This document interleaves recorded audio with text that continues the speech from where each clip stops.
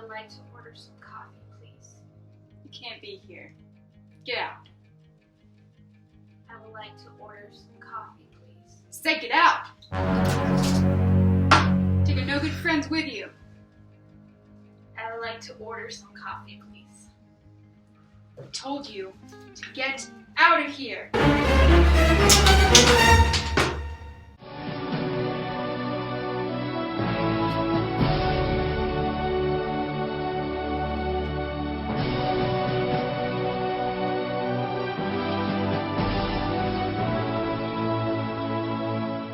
The victory in Brown versus Board of Education was part of a larger struggle to end segregation. Most facilities in the South, including public transportation, remain segregated. The NAACP looked towards Montgomery, Alabama, to continue the battle to end segregation. Now, at this time, African American passengers were required to sit in the back of the city bus, while white passengers sat in the front of the bus. If the whites-only front section filled up, black passengers had to give up their seats for the oncoming white passengers. On December 1st, 1955, a seamstress named Rosa Parks boarded a bus after work and sat in the front row of the section reserved for black passengers. When the bus became full, the driver told Parks to give up her seat to this white passenger. Rosa Parks, thinking of 14-year-old Emmett Till, who was brutally murdered that summer, said she was not moving. The bus driver then called the police, and Rosa Parks was taken to jail. In protest of Rosa Parks' arrest, a boycott of the Montgomery buses was organized and led by Martin Luther King Jr. During the boycott, thousands of African Americans stopped riding the buses. Some white residents supported the boycott as well. Bus ridership fell by 70%.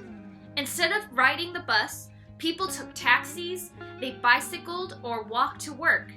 Leaders planned a carpool system to help people find rides to get to work, and the boycott lasted for 381 days. Angry about this attempt to end segregation, some people resorted to violence. Martin Luther King's home was bombed. The police arrested carpool drivers. Yet the boycott continued and sparked similar protests in other cities. The boycott paid off. In 1956, the Supreme Court ruled that segregation on public transportation was illegal. Look, now MLK is riding at the front of the bus. Like public schools and buses, many private businesses in the South were segregated. In North Carolina, 4 students decided to challenge this form of segregation. They targeted a lunch counter at a popular diner. African American customers were supposed to eat standing up at one end of the counter, or just pick up their food at the back door and take it to go, while white customers got to sit down, relax, eat, and be served. The students staged a sit-in demonstration in which protesters sat down at the lunch counter and refused to leave. They sat in the whites-only section and ordered coffee. As they expected, they were not served, but they stayed until the store closed. The next day, they returned with dozens of more students. These students brought a book to read or their homework to work on as they sat at the lunch counter, ordered a coffee, and waited for hours for it never to come. As they waited, people would shout at them, insult them, squeeze ketchup in their hair, tear up their textbooks, or throw hot coffee in their face. Their stories were in newspapers across the country. Soon, other student protesters held their own sit-in protest across the South. Sitting is about as non-violent as you can get, and the media captured images of the students sitting at a counter, waiting to be served, being attacked, and they took pictures of some kids being arrested.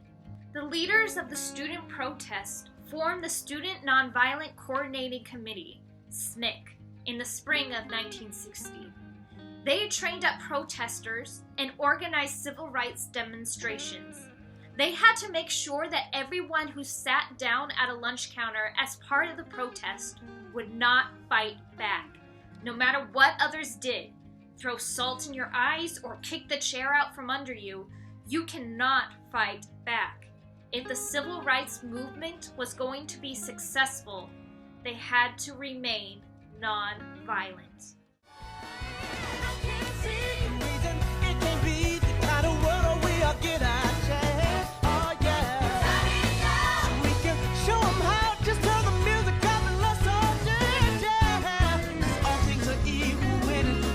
Love.